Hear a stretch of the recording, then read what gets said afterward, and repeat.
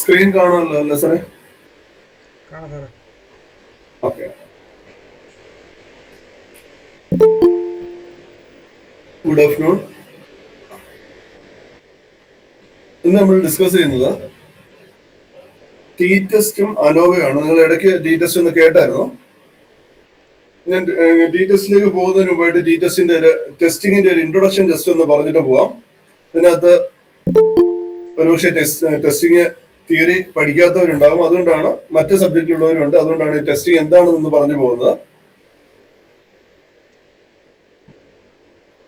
Testing of hypothesis എന്ന് പറഞ്ഞാൽ ഒരു സ്റ്റാറ്റിസ്റ്റിക്കൽ മെത്തേഡാണ്. ഒരു അൺസർട്ടൺ സിറ്റുവേഷനിൽ ഡിസിഷൻ എടുക്കാനുള്ള ഒരു സ്റ്റാറ്റിസ്റ്റിക്കൽ മെത്തേഡാണ് ടെസ്റ്റിംഗ് ഓഫ് ഹൈപ്പോത്തിസിസ് എന്ന് പറയുന്നത്. അത് ബേസ്ഡ് ഓൺ സാമ്പിൾ ഡേറ്റയാണ്. സാമ്പിൾ ഒബ്സർവേഷനെ അടിസ്ഥാനമാക്കിയിട്ട് ഒരു കോണ്ടെക്സ്റ്റില് നമ്മൾ ഡിസിഷൻ എടുക്കുന്ന ആ ഒരു മെത്തേഡാണ് ടെസ്റ്റിംഗ് ഓഫ് ഹൈപ്പോത്തിസിസ് എന്ന് പറയുന്നത്.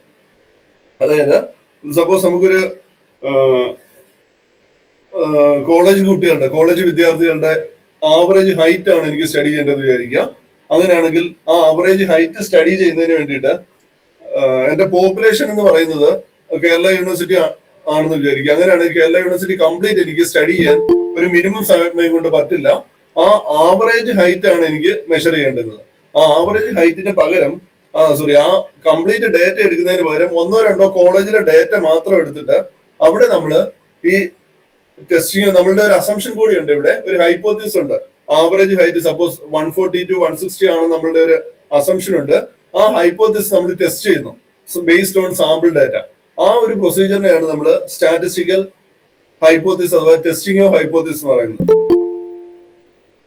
ഒരു ടെസ്റ്റിംഗ് പ്രൊസീജിയറിൽ പ്രധാനമായിട്ടും രണ്ട് ഹൈപ്പോത്തിസിസ് ഉണ്ട്. ഒന്ന് നൾ ഹൈപ്പോത്തിസിസും മറ്റൊന്ന് ഓൾട്ടർനേറ്റീവ് ഹൈപ്പോത്തിസിസും. നമ്മളുടെ അസംഷൻ എന്താണോ അതിനെയാണ് നൾ ഹൈപ്പോത്തിസിസ് എന്ന് പറയുന്നത്. അതായത് പോപ്പുലേഷനെ കുറിച്ച് ഒരു സ്റ്റേറ്റ്മെന്റ് ആയിരിക്കും.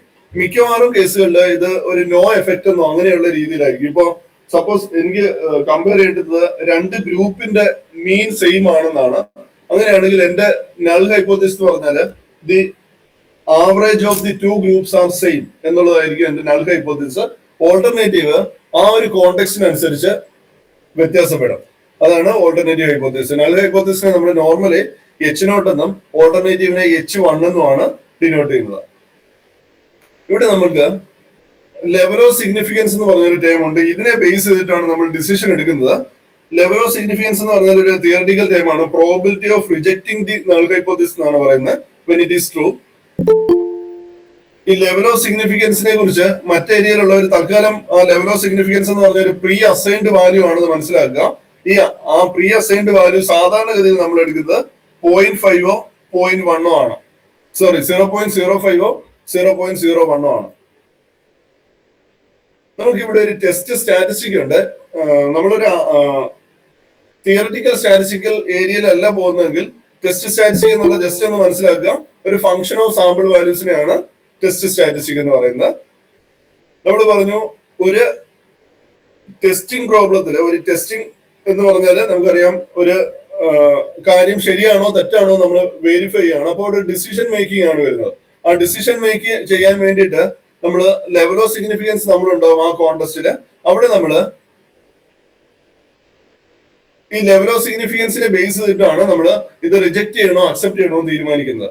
അതിന് വേണ്ടിയിട്ട് നമ്മൾ സാമ്പിൾ വെച്ചിട്ട് നമ്മളൊരു പി വാല്യൂ എന്ന് പറഞ്ഞൊരു കോൺസെപ്റ്റ് ഉണ്ട്. പി വാല്യൂ എന്ന് പറഞ്ഞാല് measures the strength of evidence against the null hypothesis. Null ഹൈപ്പോത്തിസിന് അഗൈൻസ്റ്റ് ആയിട്ടുള്ള എവിഡൻസിനെയാണ് നമ്മൾ പി വാല്യൂ എന്ന് പറയുന്നത്. അതൊരു തിയററ്റിക്കൽ ടേം ആണ്. എന്തായിരുന്നാലും നമുക്ക് ആൽഫ എന്ന് പറയുന്ന ഒരു പ്രീ അസൈൻഡ് വാല്യൂവും ബേസ് ചെയ്തിട്ട് നമ്മൾ പി വാല്യൂ ഇവാലുവേറ്റ് ചെയ്യും. ഏതൊരു ടെസ്റ്റിംഗ് പ്രൊസീജിയർ ആണെങ്കിലും നമ്മൾ മനസ്സിലാക്കേണ്ടത് ഏതൊരു ടെസ്റ്റിംഗ് പ്രൊസീജിയർ ആണെങ്കിലും നമ്മൾ ഡിസിഷൻ എടുക്കുന്നത് പി വാല്യൂവിനെ ബേസ് ചെയ്തിട്ടാണ്. അപ്പം ഇവിടുത്തെ കൺക്ലൂഷൻ ഇതാണ്: P value less than the level of significance ആണെങ്കിൽ we reject H0. P value less than or equal to level of significance ആണെങ്കിൽ വി റിജക്ട് H0. അതായത് നമ്മളുടെ നൾ ഹൈപ്പോത്തിസിസ് റിജക്ട് ചെയ്യപ്പെടും.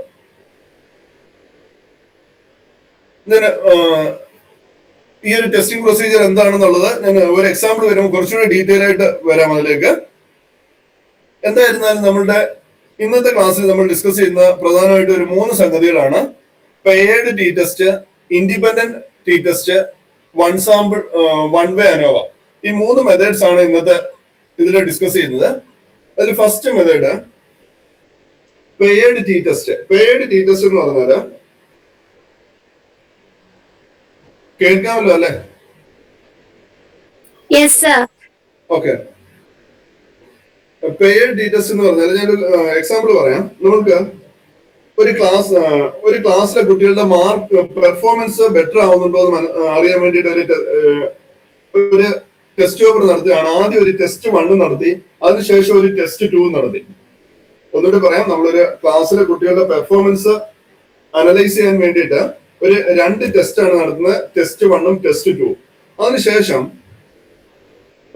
നമുക്ക് ABCD എന്ന് പറഞ്ഞിട്ട് 10 കുട്ടികളുണ്ട്.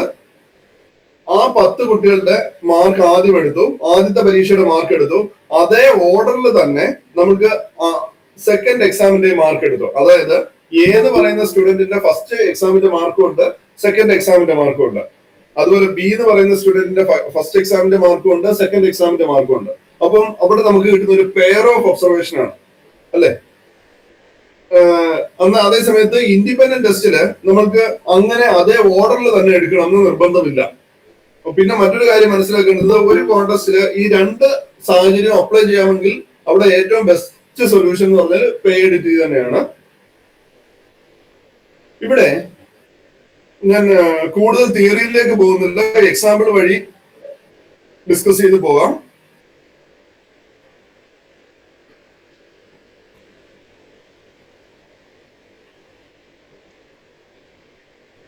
ഒരു പ്രോബ്ലം ആണ്. A researcher wants to study whether a training program improves the productivity of workers. The productivity score of 8 workers were recorded before and after the training program. Worker 1 to 8 തന്നിട്ടുണ്ട്, before training ഉണ്ട്, after training ഉണ്ട്. നമ്മളുടെ objective എന്ന് പറഞ്ഞാല് test at the 5% level of significance whether the training program significantly improved the productivity of the workers using a paired t-test. ഇവിടെ നമുക്ക് worker 1ന് corresponding before ട്രെയിനിങ്ങും ആഫ്റ്റർ ട്രെയിനിങ്ങുമായിട്ടുള്ള ഡാറ്റ ഉണ്ട്. അങ്ങനെ 8 പേരുടെ ഡാറ്റയാണുള്ളത്. ഇതൊരു പെയർഡ് സെറ്റ് ഓഫ് ഒബ്സർവേഷൻസ് ആണ്.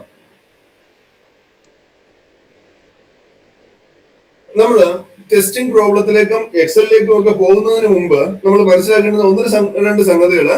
ഒന്ന്, ഇവിടുത്തെ H0 എന്താ, നമുക്ക് ഈ ട്രെയിനിങ് കൊണ്ട് ഇംപ്രൂവ്മെന്റ് ഉണ്ടോ എന്നാണ് നോക്കേണ്ടത്. നമുക്ക് ബിഫോർ ട്രെയിനിങ് ഒരു ഡാറ്റ ഉണ്ട്, ആഫ്റ്റർ ട്രെയിനിങ് ഒരു ഡാറ്റ ഉണ്ട്, പെയ്ഡും ആണ്. അപ്പൊ ഇവിടുത്തെ H0 എന്ന് പറഞ്ഞാല് ഞാനെന്റെ മാത്തമാറ്റിക്കൽ എക്സ്പ്രഷനിലേക്ക് പോകുന്നില്ല. നമുക്കിവിടെ H0 എന്ന് പറഞ്ഞാൽ ഇങ്ങനെ എഴുതാം, the training is not effective എന്ന് പറഞ്ഞാൽ അതിന്റെ മീനിങ് ദി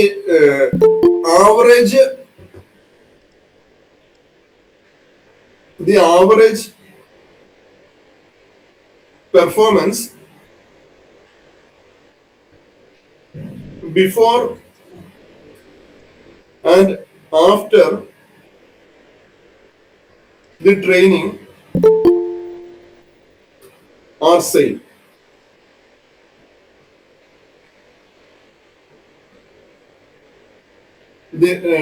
നമ്മളുടെ H0 അത് എവിടുത്തെ null hypothesis, the average performance before and after the training are same അല്ലെ? നമുക്ക് ആദ്യം തന്നെ നമ്മൾ പറഞ്ഞായിരുന്നു നൾ ഹൈപ്പോത്തസിസ് എന്ന് പറഞ്ഞാല് ഒരു ന്യൂട്രൽ ആയിട്ടുള്ള ഒരു സിറ്റുവേഷൻ ആണ് എടുക്കുന്നത്. അതായത് അതിന്റെ മീനിങ് ഈ 2 ട്രെയിനിങ് പ്രൊസീജിയറും സെയിം ആണെന്നാണ്.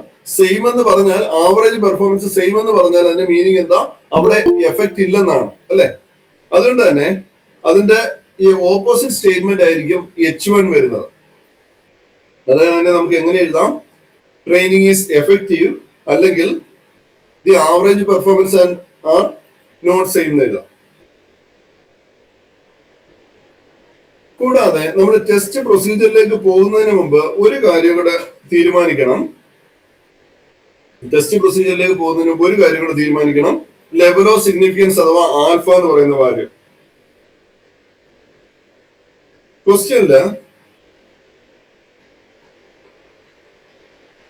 ക്വസ്റ്റ്യനില് ആൽഫ 5% തന്നിട്ടുണ്ട്. അതുകൊണ്ട് നമ്മൾ അതിനെ 5% എന്ന് വിളിക്കുന്നു. അത് നമുക്ക് ആൽഫ 5% അഥവാ 0.05 എന്ന് എടുക്കാം. ഇനി നമ്മള് ഈ എക്സലിലേക്ക് പോവുകയാണ്. ഈ ഡാറ്റയുമായിട്ട് നമ്മുടെ ഈ ഒബ്ജക്റ്റീവുമായിട്ട് നമ്മൾ എക്സലിലേക്ക് പോവുകയാണ്.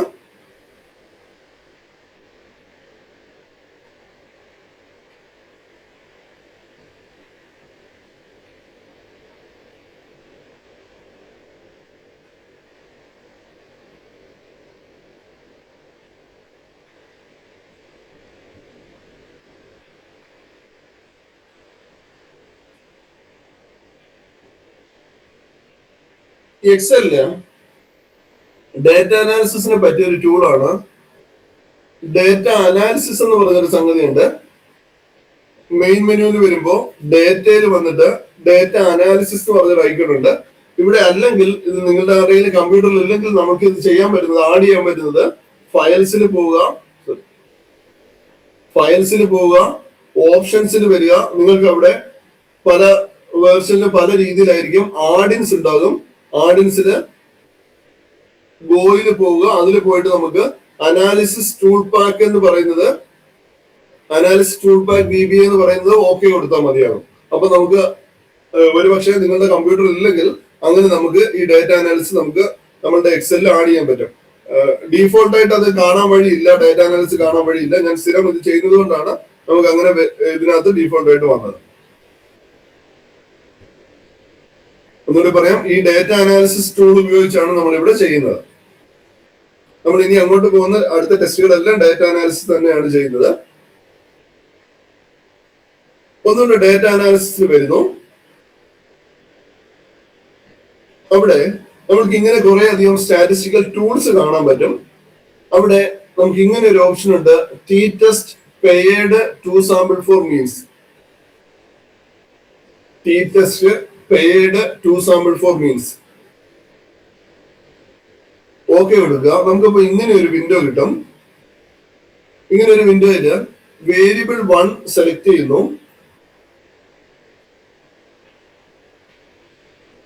വേരിയബിൾ 1 എന്ന് പറഞ്ഞാൽ ബിഫോർ ട്രെയിനിങ് ഉള്ള ഡാറ്റയാണ്. വേരിയബിൾ 2 എന്ന് പറഞ്ഞാൽ ആഫ്റ്റർ ട്രെയിനിങ് ഉള്ള ഡാറ്റയാണ്. അതിനുശേഷം ലേബൽസ്, നമ്മൾ ലേബൽസ് ഒന്നും സെലക്ട് ചെയ്തിട്ടില്ല. ലേബൽസ് സെലക്ട് ചെയ്തിട്ടുണ്ടെങ്കിൽ നമുക്ക് ലേബൽസ് എന്നുള്ളത് മാർക്ക് ചെയ്യാം. ഇനി ഔട്ട്പുട്ട് നമുക്ക് കിട്ടാൻ വേണ്ടിയിട്ട് നമുക്ക് ശരിക്കും ഒരു 3 ഓപ്ഷൻ ഉണ്ട്. ഔട്ട്പുട്ട് ഈ ഒരു എക്സൽ ഫയലില്, എക്സൽ വർക്ക് ബുക്കില് ഈ ഷീറ്റിനകത്ത് തന്നെ കൊണ്ടുവരാം. മറ്റൊരു ഓപ്ഷൻ എന്ന് പറഞ്ഞാല് ഒരു പുതിയ വർക്ക്ഷീറ്റിലേക്ക് കൊണ്ടുപോകാം. മറ്റൊരു ഓപ്ഷൻ എന്ന് പറഞ്ഞാൽ ന്യൂ വർക്ക് ബുക്കിലോട്ട് തന്നെ പോകാം. ഞാൻ ഇവിടെ ഏറ്റവും ആദ്യത്തെ ഓപ്ഷൻ എടുക്കുന്നു. ഞാൻ ഒന്നുകൂടി പറയാം, ഡാറ്റ അനാലിസിൽ വരുന്നു. T test paired sample for 2 means എടുക്കുന്നു. അവസാനം നമ്മളിവിടെ സെലക്ട് ചെയ്തുകൊണ്ടാണ് ഓട്ടോമാറ്റിക്കലി ആ ലൈൻസ് സെലക്റ്റഡ് ആയിട്ട് കാണാം.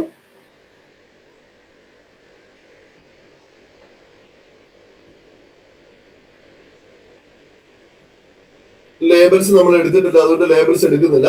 ഔട്ട്പുട്ട് റേഞ്ച് എനിക്ക് കൺവീനിയന്റ് ആയിട്ട് ഒരു പൊസിഷൻ എടുക്കുന്നു. പോയിന്റർ ഇവിടെ ഉണ്ടെന്ന് ഉറപ്പുവരുത്തുക. പോയിന്റർ ഔട്ട്പുട്ട് റേഞ്ചിന് കറസ്പോണ്ടിങ് ഉണ്ടെന്ന് ഉറപ്പുവരുത്തിയതിനു ശേഷം മാത്രം നമുക്ക് കൺവീനിയന്റ് ആയിട്ട് ഒരു സ്ഥലത്ത് ഒരു സെല്ല്, ബ്ലാങ്ക് സെല്ല് സെലക്ട് ചെയ്യുക. ദെൻ ഓക്കെ കൊടുക്കുക. ഓക്കെ കൊടുക്കുമ്പോൾ നമുക്ക് ഇങ്ങനെ ഒരു ഔട്ട്പുട്ട് ആണ് കിട്ടുന്നത്. നമ്മൾ ആദ്യം പറഞ്ഞായിരുന്നു, ഇവിടെ നമ്മൾ ഡിസിഷൻ എടുക്കുന്നത് ലെവൽ ഓഫ് സിഗ്നിഫിക്കൻസ് ഉണ്ട്. പി വാല്യൂ എന്ന് പറയുന്ന കോൺസെപ്റ്റ് മാത്രം മതി. നമ്മളിപ്പം മാനുവലി ചെയ്യുമ്പോൾ നമുക്ക് ടേബിൾ വാല്യൂ എന്നൊക്കെയുള്ള കൺസെപ്റ്റിലേക്ക് വരണം. ഇവിടെ ടേബിൾ വാല്യൂ ഒന്നും നോക്കേണ്ട ആവശ്യം വരുന്നില്ല. പി വാല്യൂ നമുക്ക് ഡയറക്റ്റ് ഈ ടേബിളിൽ നിന്ന് കിട്ടും. ശ്രദ്ധിക്കേണ്ട കാര്യം ഇത് മാത്രമേ ഉള്ളൂ. നമ്മൾ വീണ്ടും ടെസ്റ്റ് ക്വസ്റ്റ്യനിലേക്ക് ഒന്നുകൂടി വരുന്നു. ക്വസ്റ്റ്യൻ ഇങ്ങനെയായിരുന്നു, a researcher wants to study whether a training program improves the productivity of the workers. Alpha 5% തന്നിട്ടുണ്ട്. എച്ച് നോട്ട് എന്ന് പറഞ്ഞാല് ബിഫോർ ട്രെയിനിങ്ങും ആഫ്റ്റർ ട്രെയിനിങ്ങും ഉള്ള ആവറേജ് പെർഫോമൻസ് സെയിം ആണെന്നാണ്. H1 എന്ന് പറഞ്ഞാല് നമുക്ക് ഇവിടെ ശരിക്കും ഒന്ന് ആലോചിച്ചാൽ നമുക്ക് 2 രീതിയിൽ H1 സെലക്ട് ചെയ്യാം. ഒന്ന് ഇംപ്രൂവ് ചെയ്തിട്ടുണ്ടോ എന്നാണ് ക്വസ്റ്റ്യൻ. ഇംപ്രൂവ് ചെയ്തിട്ടുണ്ടോ എന്ന് ചോദിക്കുമ്പം നമുക്ക് ഒന്നുകില് after performance is better than before performance, after training is better than before training എന്ന് വേണമെങ്കിൽ ഒരു ഹൈപ്പോത്തസിസ് എടുക്കാം.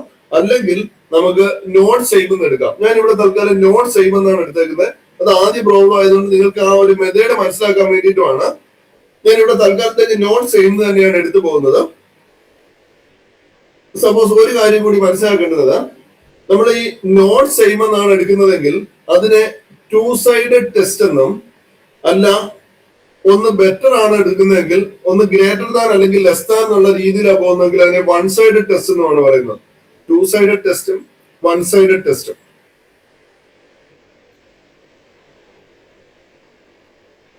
അഥവാ ടു ടെയിൽഡ് ടെസ്റ്റും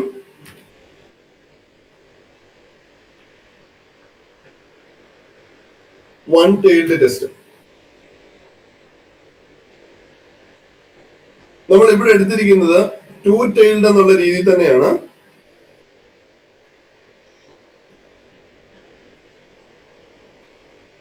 ടു ടെയിൽഡ് ടെസ്റ്റ് എന്നാണ് നമ്മൾ ഇവിടെ എടുത്തിരിക്കുന്നത്.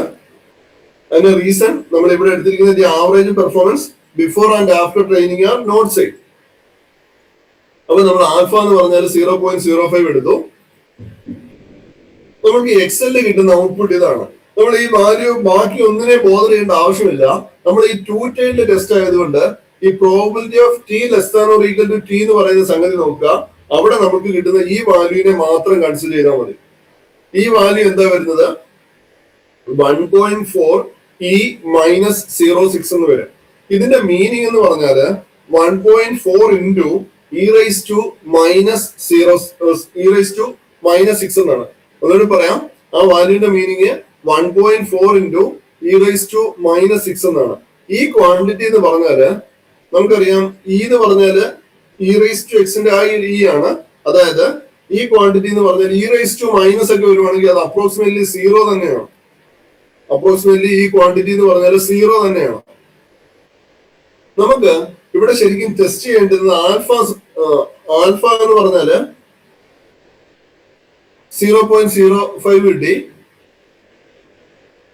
ആൽഫ 0.05 കിട്ടി.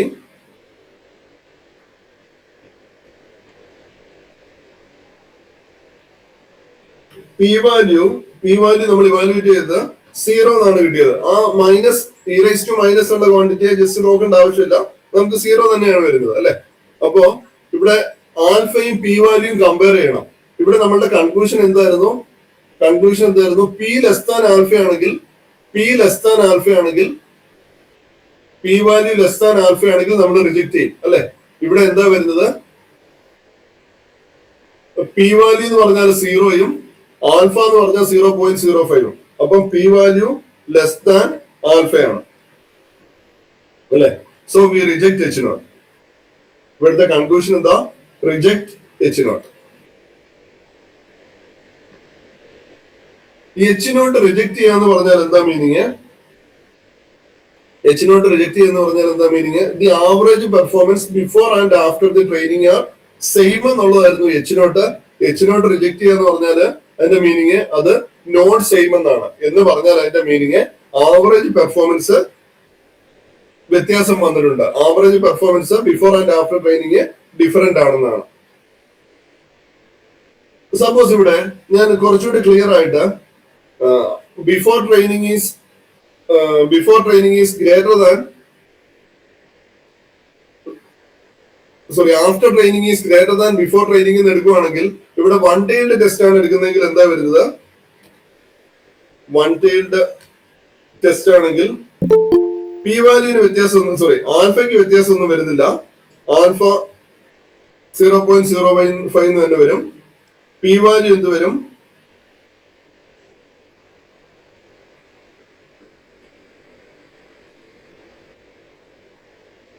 പി വാല്യൂ വൺ ടൈൽ ആണെങ്കിലും 7.1 into e raise to minus 0.7 ആണ്. അതും അപ്രോക്സിമേറ്റ്ലി എന്ത് തന്നെയാണ്? 0 തന്നെയാണ്. അതുകൊണ്ട് തന്നെ നമുക്കിവിടെ 0 എന്ന് തന്നെ എടുക്കാം അല്ലെ. ഇവിടെയും നമുക്ക് എന്താ വരുന്നത്? പി ലെസ് ദാൻ ആൽഫയാണ്, പി റിജക്ട് H0 ആണ്.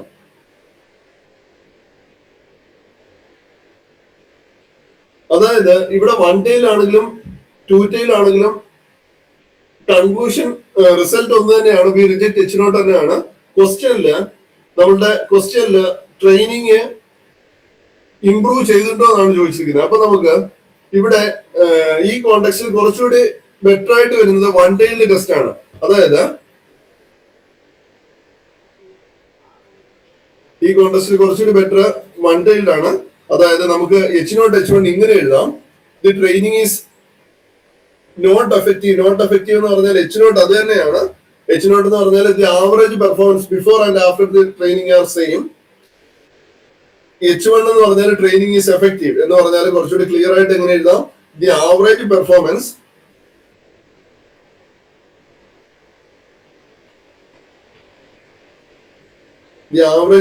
Performance after the training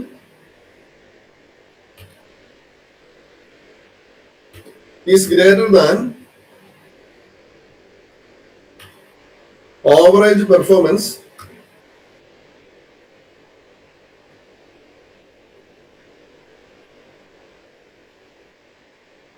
before training.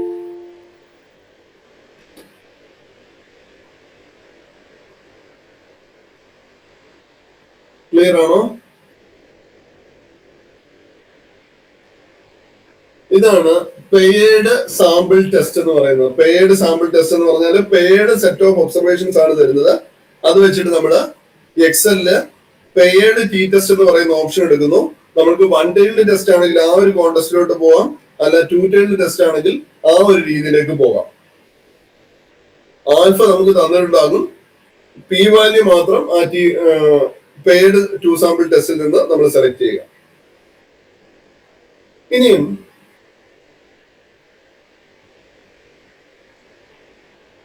Second ക്വസ്റ്റ്യനിലേക്ക് പോകാലോ.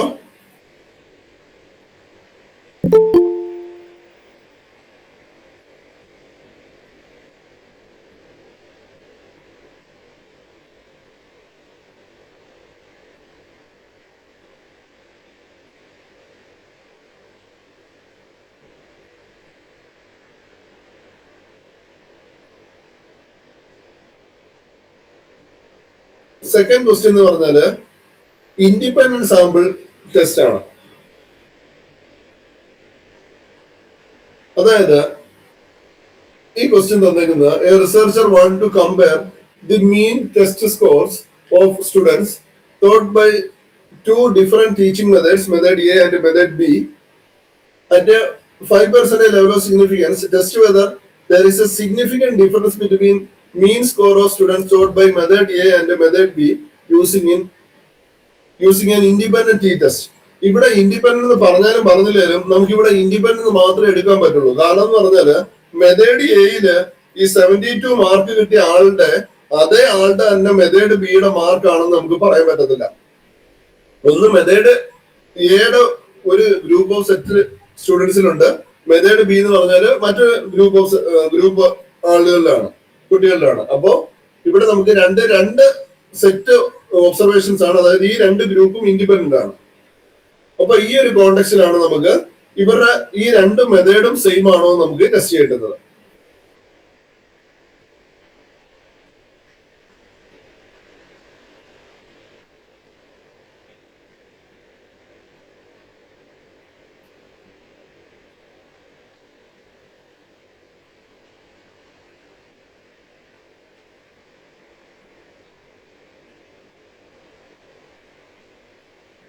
അതിനു വേണ്ടിയിട്ട് നമ്മളിവിടെ എച്ച് നോട്ട് എടുക്കുന്നു. എച്ച് നോട്ട് എന്ന് പറഞ്ഞാല് നമ്മൾ പറഞ്ഞു എപ്പോഴും ഒരു ന്യൂട്രൽ സ്റ്റേജിലാണ് പോകുന്നത്. there is no significant difference between two teaching methods. അപ്പോ H1 എന്തായിരിക്കും? there is significant difference between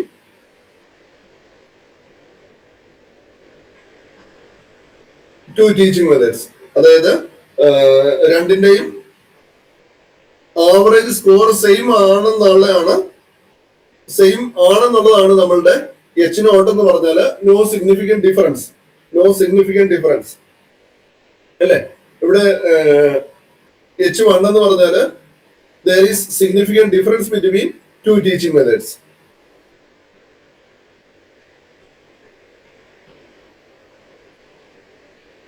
പലപ്പോഴും സ്റ്റാറ്റിസ്റ്റിക്സ് അല്ലാത്തവർ ചിന്തിക്കുമ്പോൾ വരുന്നൊരു വേർഡാണ് ഈ സിഗ്നിഫിക്കന്റ് എന്നുള്ള വേർഡ് എന്താണെന്നുള്ളത്.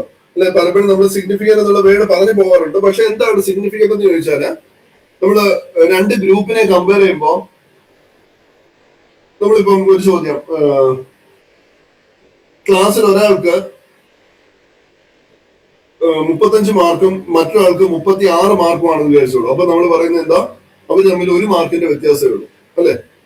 പിന്നെ ഒരാൾക്ക് 35 മാർക്കും ഒരാൾക്ക് 37 മാർക്കുമാണെന്ന് വിചാരിച്ചോളൂ. അപ്പൊ 2 മാർക്കിന്റെ വ്യത്യാസമേ ഉള്ളൂ. പക്ഷെ ഇങ്ങനെ മാർക്ക് കൂടി ഒരാൾക്ക് 35 മാർക്കും ഒരാൾക്ക് ഒരു 45 മാർക്കുമാണെങ്കിൽ നമ്മൾ എന്ത് പറയും, വലിയ ഡിഫറൻസ് ഉണ്ടെന്ന് പറയും. അതായത് നമ്മൾ നോർമലി ചിന്തിക്കുന്ന ഒരു കാര്യമാണ്, അവർ തമ്മിൽ കാര്യമായിട്ട് വ്യത്യാസം ഉണ്ടെന്ന് പറയും. ഈ കാര്യമായ വ്യത്യാസമുണ്ട് എന്ന് നമ്മൾ സയന്റിഫിക്കലി ചെയ്യുന്ന ഒരു കാര്യമാണ് സ്റ്റാറ്റിസ്റ്റിക്കലി ടെസ്റ്റിംഗ് ഓഫ് സിഗ്നിഫിക്കൻസ് എന്ന് പറയുന്ന സംഗതി. കാര്യമായ ഡിഫറൻസ് ഉണ്ടോ നമ്മൾ ഒരു കോമൺ മാൻ ചിന്തിക്കുന്നുണ്ടല്ലോ, അതിനെ സയന്റിഫിക്കലി കൊണ്ടുവരുന്ന മെത്തേഡാണ് ശരിക്കും ടെസ്റ്റിംഗ് ഓഫ് ഹൈപ്പോത്തസിസ് എന്ന് പറയുന്ന പ്രൊസീജിയർ. എന്തായിരുന്നാലും നമ്മളുടെ H0 എന്ന് പറഞ്ഞാൽ there is no significant difference between two teaching method. H1 എന്ന് പറഞ്ഞാൽ there is significant difference between two teaching methods. അല്ലെ, ഇവിടെ method A and method B. ഇവിടെ നമ്മൾ പറഞ്ഞു ഇൻഡിപെൻഡന്റ് സാമ്പിൾസ് ആണ്. ഇൻഡിപെൻഡന്റ് സാമ്പിൾസ് ആകുമ്പോൾ നമുക്ക് ഇവിടെ ഒരു കാര്യം കൂടെ ടെസ്റ്റ് ചെയ്യേണ്ട ആവശ്യം വരുന്നുണ്ട്. ഇതിന്റെ രണ്ടിന്റെയും ഈ രണ്ട് ഗ്രൂപ്പിന്റെയും വേരിയൻസ് സെയിം ആണോ എന്നുള്ളതാണ്. ഈ വേരിയൻസ് സെയിം ആണെങ്കിൽ നമുക്ക് two sample assuming equal variance എന്നുള്ള മെത്തേഡിലേക്ക് പോകണം. അല്ലെങ്കിൽ two sample assuming unequal variance എന്നുള്ള ടെസ്റ്റിലേക്ക് പോകണം. ഒന്നുകൂടി പറയാം, നമുക്ക് ഇവിടെ പ്രൊസീജിയർ ടി ടെസ്റ്റ് തന്നെയാണ്. ടി ടെസ്റ്റ് ഇൻഡിപെൻഡന്റ് സാമ്പിൾ തന്നെയാണ്. പക്ഷേ നമ്മൾ ആ പ്രൊസീജിയറിലേക്ക് പോകുന്നതിന് മുമ്പ് ഈക്വൽ വേരിയൻസ് ആണോ അൺഈക്വൽ വേരിയൻസ് ആണോ കൂടി ടെസ്റ്റ് ചെയ്യണം. അതിനുവേണ്ടി സ്റ്റാറ്റിസ്റ്റിക്കൽ ഉപയോഗിക്കുന്ന ടെസ്റ്റ് മെത്തേഡാണ് എഫ് ടെസ്റ്റ് എന്ന് പറയുന്നത്. Variance are equal or not എന്നുള്ളതാണ് ടെസ്റ്റ് ചെയ്യുന്നത്. ഇവിടെയും നമ്മളുടെ null hypothesis H0 variance are equal എന്ന് എടുക്കുന്നു. H1 എന്ന് പറഞ്ഞാൽ വേരിയൻസ് ആർ നോട്ട് ഈക്വൽ എന്ന് അസ്യൂം ചെയ്യുന്നു. എന്നിട്ട് നമ്മൾ എക്സലിൽ വരുന്നു. എക്സലില് നമുക്ക് ഡാറ്റ അനാലിസിസിൽ ഇങ്ങനെ ഒരു ടൂൾ ഉണ്ട്, F test two sample for variance. ഇതിന് വേണ്ടിയിട്ട് വേരിയബിൾ 1ന്റെ റേഞ്ച് എടുക്കുന്നു. ഞാൻ തൽക്കാലം ഇതിനകത്ത് ആ മെത്തേഡ് കൂടി സെലക്ട് ചെയ്ത് പോകുന്നു. അതായത് ഹെഡിങ് കൂടി ലേബൽ കൂടി സെലക്ട് ചെയ്യുന്നു. മെത്തേഡ് 2ലും ഇത് ലേബൽ സെലക്ട് ചെയ്യുന്നു. എന്നിട്ട് ലേബൽസ് എന്നുള്ള ടിക്ക് ചെയ്യുന്നു. ഔട്ട്പുട്ട് റേഞ്ച് ഇവിടെ കൊടുക്കുന്നു. എനിക്ക് കൺവീനിയന്റ് ആയിട്ടൊരു സ്ഥലത്ത് ഔട്ട്പുട്ട് റേഞ്ച് കൊടുക്കുന്നു, ഓക്കെ കൊടുക്കുന്നു. ഇവിടെ നമുക്ക് എഫ് ടെസ്റ്റില് അഥവാ വേരിയൻസ് ടെസ്റ്റ് ചെയ്യുന്നതില് ലെസ് ദാൻ ഗ്രേറ്റർ ദാൻ എന്നുള്ള ഒരു തിയററ്റിക്കൽ പ്രൊസീജിയർ ഇല്ല. നമുക്ക് ഒറ്റ പ്രൊസീജിയർ മാത്രമേ ഉള്ളൂ, സെയിം ഓർ നോട്ട് എന്ന് മാത്രമേ ഉള്ളൂ. നമുക്ക് ഇവിടെയും നമ്മള് ആൽഫ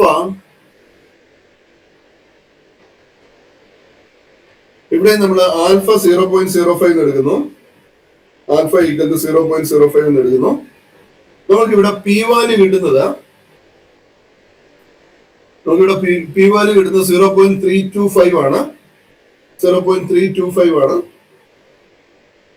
അപ്പോ 0.325 വലിയ വാല്യൂ ആണ് 0.0 ചെറിയ വാല്യൂ ആണ് 0.05.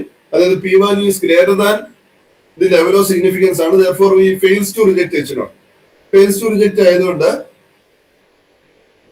അതായത് H0 സെയിം ആണ്, അല്ല H0 ആണ് കറക്റ്റ് അല്ലെ. അതായത് വേരിയൻസസ് ആർ ഈക്വൽ.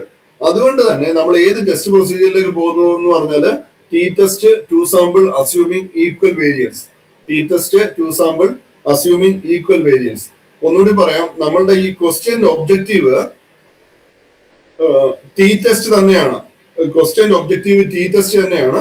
പക്ഷേ ടി ടെസ്റ്റിലേക്ക് പോകുമ്പോൾ നമുക്ക് വേണ്ടി വരുന്നത് വേരിയൻസ് ഈക്വൽ ആണോ എന്ന് ടെസ്റ്റ് ചെയ്യേണ്ടി വരുന്നു. അതിനാണ് വേരിയൻസ് ഈക്വൽ ആണോ എന്നുള്ള എഫ് ടെസ്റ്റ് നമ്മൾ ചെയ്യുന്നത്. എഫ് ടെസ്റ്റ് ചെയ്യാൻ വേണ്ടിയിട്ട് നമ്മൾ അവിടെ വേറൊരു ഹൈപ്പോത്തസിസ് എടുത്തു, H0 എടുത്തു. വേരിയൻസ് ഈക്വൽ ആണെന്നാണ് H1 എന്ന് പറഞ്ഞാൽ നോട്ട് ഈക്വൽ എന്നുള്ളതാണ്. ആ കോണ്ടെക്സ്റ്റിൽ നമുക്ക് പി വാല്യൂ കിട്ടുന്നത് 0.352 ആണ്.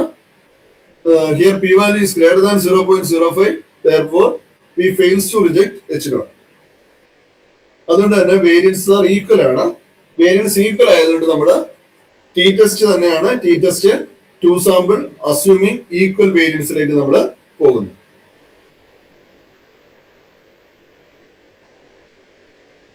ഇനിയും ടി ടെസ്റ്റിലേക്ക് പോകുമ്പോൾ വീണ്ടും ഡാറ്റ അനാലിസിസ് വരുന്നു. നമുക്ക് ശരിക്കും ഇവിടെ ടി ടെസ്റ്റ് ചെയ്യുമ്പോൾ ഒരു 3 ഓപ്ഷൻസ് കാണാൻ പറ്റും. T test paired two sample for means, അത് കഴിഞ്ഞിട്ട് T test two sample assuming equal variances, അടുത്തത് T test two sample assuming unequal variances. ഇവിടെ വേരിയൻസ് ഈക്വൽ ആണെന്ന് നമ്മൾ കിട്ടിയത് കൊണ്ട് നമ്മളിവിടെ ഈ ടെസ്റ്റ് പ്രൊസീജിയർ എടുക്കുന്നു. T test two sample assuming equal variance. അതിനുശേഷം മെത്തേഡ് എ സെലക്ട് ചെയ്യുന്നു, മെത്തേഡ് ബി സെലക്ട് ചെയ്യുന്നു, ലേബൽസ് സെലക്ട് ചെയ്തുകൊണ്ട് ലേബൽസ് എടുക്കുന്നു, ഔട്ട്പുട്ട് റേഞ്ച് എടുക്കുന്നു, ഔട്ട്പുട്ട് റേഞ്ച് കൊടുക്കുന്നു. ഔട്ട്പുട്ട് റേഞ്ച് നമുക്ക് കൺവീനിയന്റ് ആയിട്ട് എടുത്ത് ഔട്ട്പുട്ട് റേഞ്ച് കിട്ടത്തക്ക രീതിയിൽ കൊടുക്കുന്നു, ഓക്കെ കൊടുക്കുന്നു. ഇവിടെ നമുക്ക് ക്വസ്റ്റ്യന് ഇത്ര മാത്രമേ ഉള്ളായിരുന്നുള്ളൂ. മെത്തേഡ് എയും മെത്തേഡ് ബിയും സിഗ്നിഫിക്കന്റ് ഡിഫറൻസ് ഉണ്ടോ ഇല്ലയോ എന്ന് മാത്രമേ ഉള്ളൂ. അല്ലാതെ നമുക്ക് ഏതെങ്കിലും ഒന്ന് ബെറ്റർ ആണോ എന്നൊരു ചോദ്യമില്ല. അങ്ങനെ ഏതെങ്കിലും ഒന്ന് ബെറ്റർ ആണോ എന്നൊരു ചോദ്യം ഇല്ലാത്ത സ്ഥിതിക്ക് നമ്മൾ നോട്ട് ഈക്വൽ ടു തന്നെ എടുക്കാം. അതായത് ടു സൈഡ് ടെസ്റ്റ് തന്നെ എടുക്കാം. ടു സൈഡ് ടെസ്റ്റ് എന്ന് പറഞ്ഞാല് പി വാല്യൂ എന്ന് പറഞ്ഞാല് നമുക്ക് ഈ ഔട്ട്പുട്ടിനെ ഇങ്ങനെ ഒന്ന് ആക്കിയാല് ഇവിടെ പി വാല്യൂ 0.00136 എന്ന് കിട്ടും. അതായത്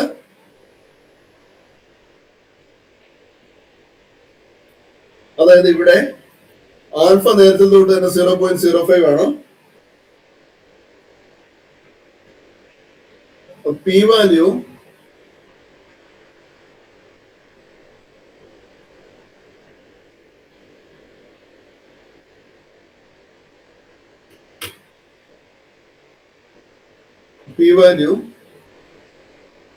ടു സൈഡ് ടെസ്റ്റ് ചെയ്തുകൊണ്ട് 0.00136 എന്നാണ് എഴുതുന്നത്.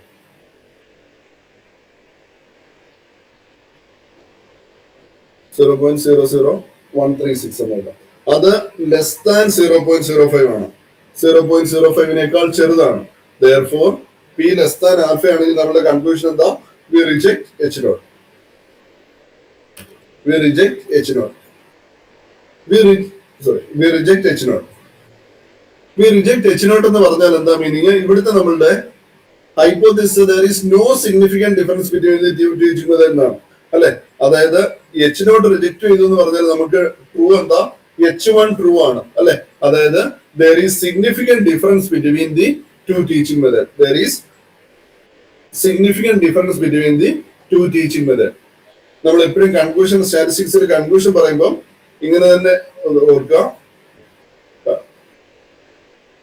There is significant difference between two teaching methods at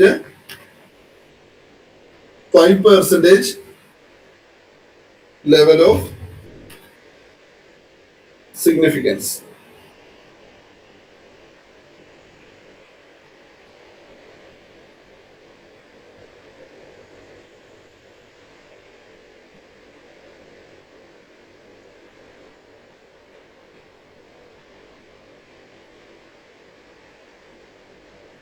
Okay, there is significant difference between two teaching methods at a 5% level of significance. നമ്മൾ ഇത്രയും സമയം ഡിസ്കസ് ചെയ്തത് ടി ടെസ്റ്റ് ആണ്. ടി ടെസ്റ്റിൽ ആദ്യം one sample T test, T test രണ്ടാമത് ചെയ്തത് ആദ്യം ചെയ്ത് പെയർഡ് ടി ടെസ്റ്റും രണ്ടാമത് ചെയ്ത് ഇൻഡിപെൻഡന്റ് സാമ്പിൾ ടി ടെസ്റ്റും ആണ്. ഇത്രയും പറഞ്ഞതിൽ എന്തെങ്കിലും സംശയം ഉണ്ടോ?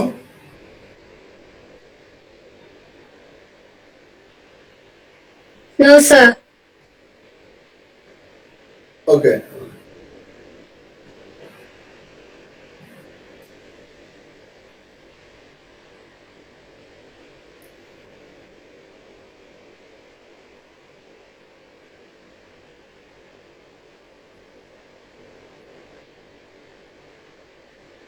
നമ്മള് ഇനി അടുത്ത മെത്തേഡിലേക്ക് പോകുന്നു. അടുത്ത മെത്തേഡ് അല്ല, നമ്മൾ ഇന്ന് ഡിസ്കസ് ചെയ്യാൻ ഉദ്ദേശിച്ച മറ്റൊരു സംഗതി വൺ വേ അനോവ ആണ്. ശരിക്കും പെയർഡ് ടി ടെസ്റ്റ് ആണെങ്കിലും ഇൻഡിപെൻഡന്റ് സാമ്പിൾ ടി ടെസ്റ്റ് ആണെങ്കിലും അവിടെ നമ്മൾ ചെയ്യുന്ന രണ്ട് ഗ്രൂപ്പിന്റെ കമ്പാരിസൺ ആണ്. സപ്പോസ് രണ്ടിലധികം ഇൻഡിപെൻഡന്റ് ഗ്രൂപ്പ്സ് വരികയാണെങ്കിൽ നമുക്ക് എങ്ങനെ അതിന്റെ എഫക്ട് സെയിം ആണോ എന്ന് ടെസ്റ്റ് ചെയ്യാം. അതാണ് വൺ വേ അനോവ ചെയ്യുന്നത്. നമുക്ക് മഹേഷ് സാർ അടുത്ത ദിവസം മറ്റ് അനോവ മെത്തേഡുകളിലേക്കൊക്കെ വരും. എന്തായാലും വൺ വേ അനോവ നമുക്ക് ചെയ്യുന്നത് രണ്ടിലധികം ഗ്രൂപ്പിന്റെ ആവറേജ് എഫക്ട് സെയിം ആണോ എന്നാണ്. അതായത് one way ANOVA is a statistical method use to test whether the means of 3 or more independent groups are significantly different from each other. അതായത് നമ്മളുടെ യൂസിങ് വൺ ഫാക്ടർ ഒരു independent വേരിയബിളിനെ വെച്ചിട്ട് ഞാനൊരു problem വഴി തന്നെ പോകാം. അത്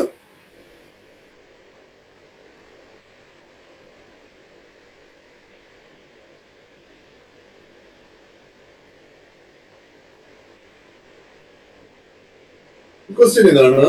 A researcher wants to determine whether 3 different fertilizers have the same effect on crop yield.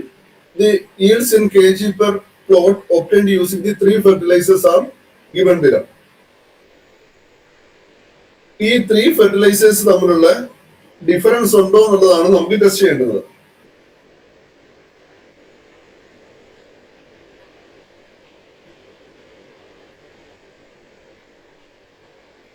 ആ ഡേറ്റ് നമ്മൾ എടുക്കുന്നു. ഇവിടെ ആൽഫ 5% എടുക്കുന്നു.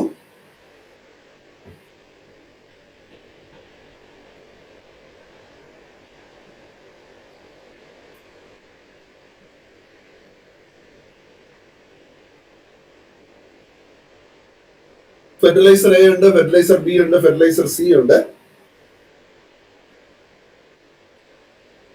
നമുക്കിവിടെ ആദ്യം തന്നെ ടെസ്റ്റിംഗിന്റെ നോർമൽ പ്രൊസീജിയറിലേക്ക് H0 എന്ന് പറഞ്ഞാല് the effect of fertilizers are same. H1 എന്ന് പറഞ്ഞാല് the effect of fertilizers are not same അല്ലെ.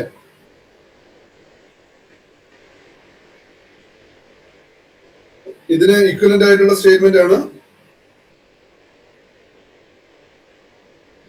there is no significant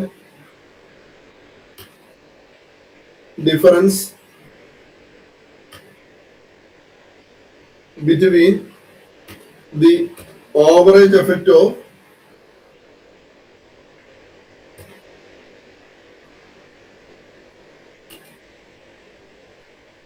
fertilizers. അല്ലേ?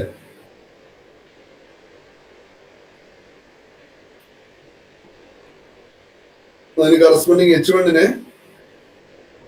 നമുക്ക് ഇങ്ങനെ എഴുതാം. There is significant difference between the average effect of fertilizers.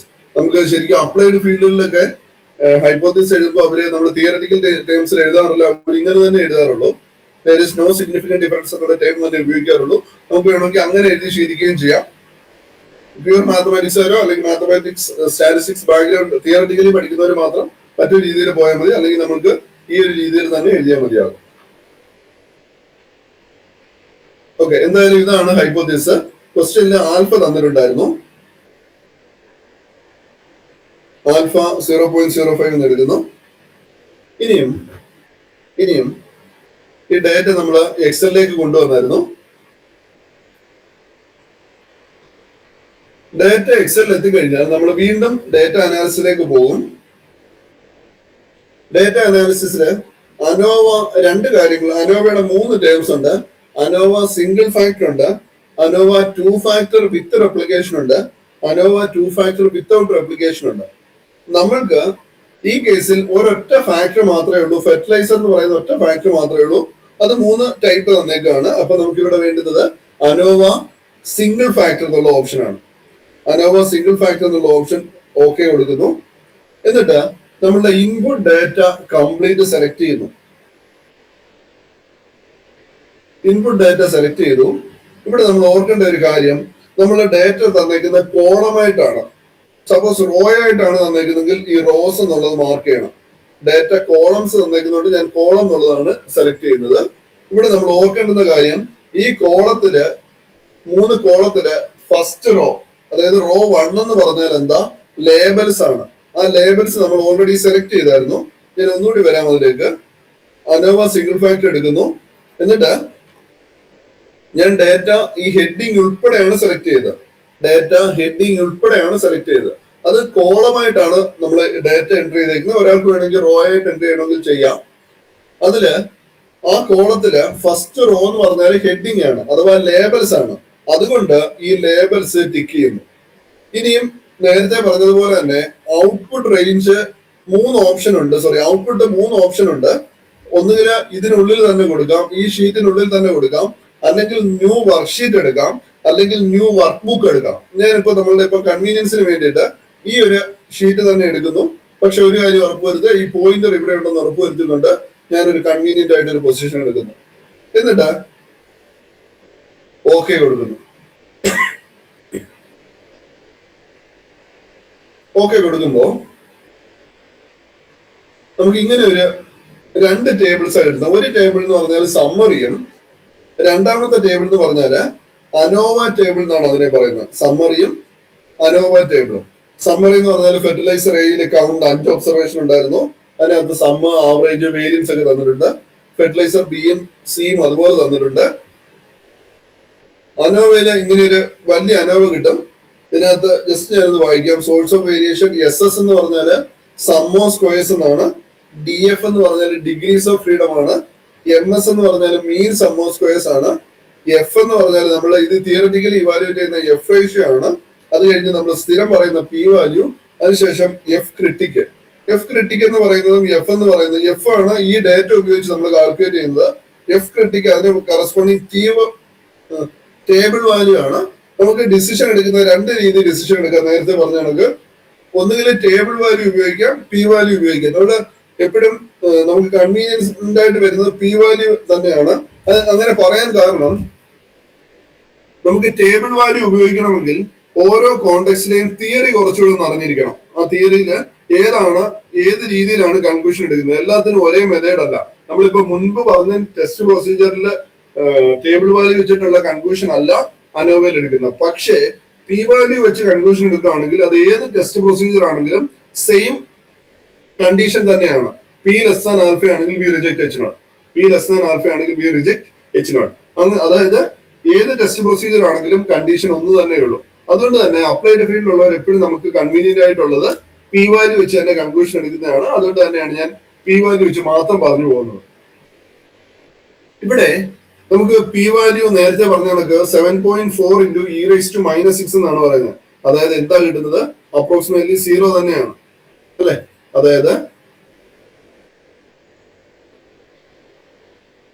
P value എന്ന് പറഞ്ഞാല് 0 തന്നെയാണ് കിട്ടുന്നത്. അതായത് which is less than 0.05.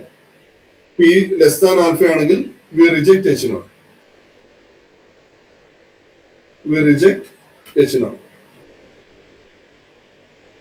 എന്ന് പറഞ്ഞാൽ അതിന്റെ മീനിങ് H1 ആണ് true. That is there is significant difference between the fertilizers at a 5% level of significance.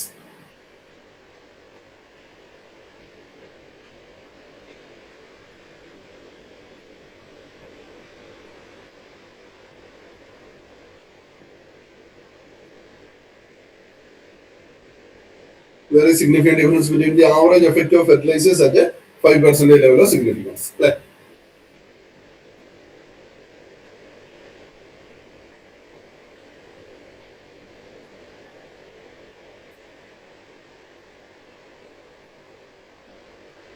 അപ്പൊ അനോവയിൽ നമ്മൾ ചെയ്തത് 3 ഫെർട്ടിലൈസേഴ്സിന്റെ എഫക്ട് സെയിം ആണോ എന്ന് നോക്കി നമ്മൾ H0 എഴുതി, ആൽഫ വെച്ചിട്ട് ആൽഫ എടുത്തു, ആൽഫ 0.05 എന്ന് എടുത്തു. P വാല്യൂ നമ്മൾ ഇതിൽ നിന്ന് ഇവാലുവേറ്റ് ചെയ്തു. അത് ഇവാലുവേറ്റ് ചെയ്തതനുസരിച്ച് ഡിസിഷനിലേക്ക് എത്തി.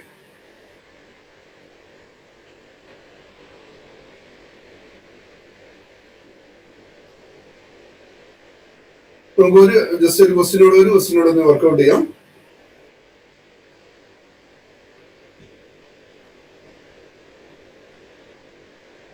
മറ്റൊരു ക്വസ്റ്റ്യൻ, ഒരു 3 ടീച്ചിങ് മെത്തേഡ്സ് അപ്ലൈ ചെയ്യുന്നു. Teaching method A, method B, method C. ഈ മെത്തേഡ്സ് 3ഉം സെയിം ആണോ എന്ന് അറിയാൻ വേണ്ടിയിട്ടാണ്.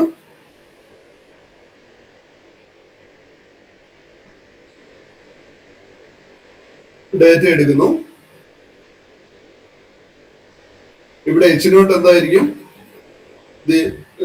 3 ടീച്ചിങ് മെത്തേഡ്സ് ആർ സെയിം, അല്ലെ? there is no significant difference between the teaching methods അല്ലേ? ഡേറ്റ അനാലിസിന് പോകുന്നു. ഇവിടെ അനോവ സിംഗിൾ ഫാക്ടർ മാത്രമേ ഉള്ളൂ. ഓക്കെ കൊടുക്കുന്നു. ഡേറ്റ വീണ്ടും സെലക്ട് ചെയ്യുന്നു.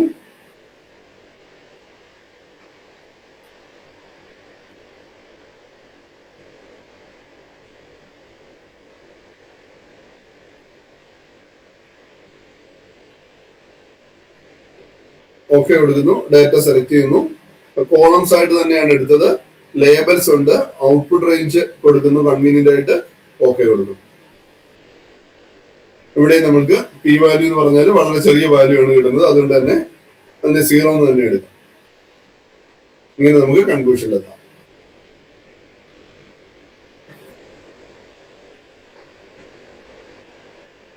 അപ്പൊ നമുക്ക് ഇന്ന് പ്രധാനമായിട്ടും ഡിസ്കസ് ചെയ്തൊരു 3 കാര്യങ്ങളാണ്: paid T test, independent sample T test and one way ANOVA.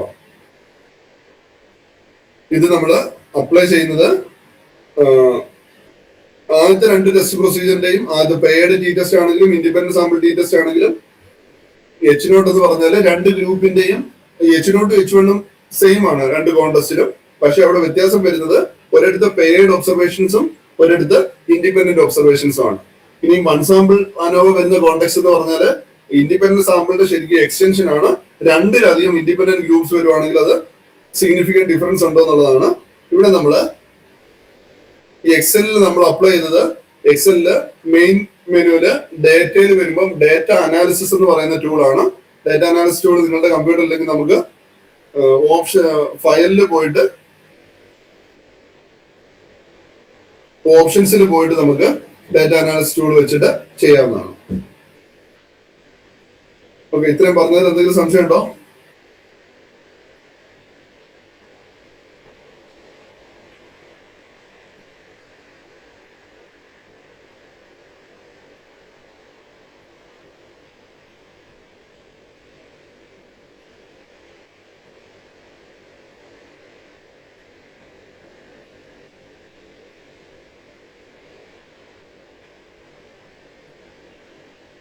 എമിൽ സാറേ,